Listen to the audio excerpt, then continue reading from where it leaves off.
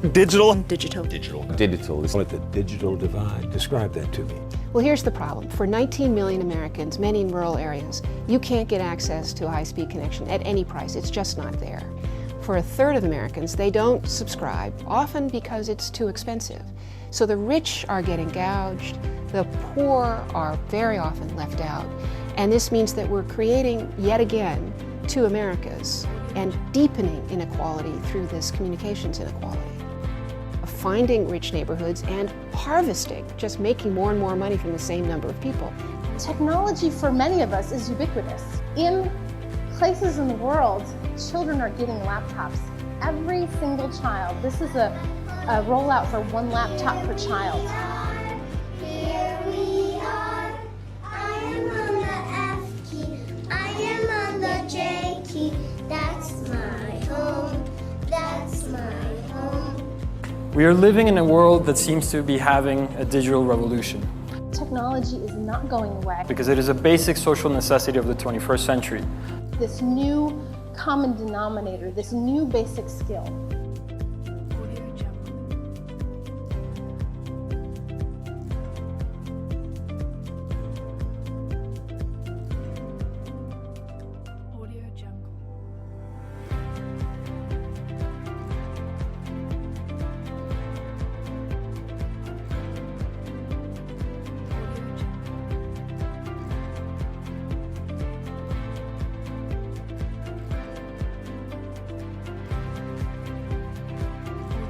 The United States itself is beginning to experience this digital divide in the world. These companies are not providing cheap enough access to the poor folks in this country.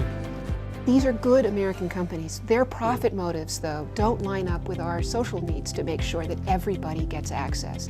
So in Hong Kong, right now, you can get a 500 megabit symmetric connection that's unimaginably fast from our standpoint for about $25 a month. In New York City, there's only one choice, and it's $200 a month for a connection. So there's a parallel digital divide, if you will. Now, most people, when they think about the digital divide, think about things like internet access or perhaps devices to get on the internet.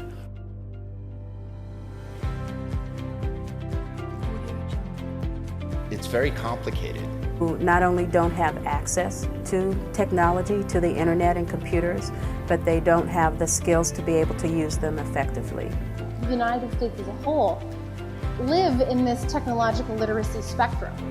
People lack digital literacy. And we need a government that can get us to a place where all of these interests are reflected in it. Here in the country that invented the internet, every child should have the chance to get online.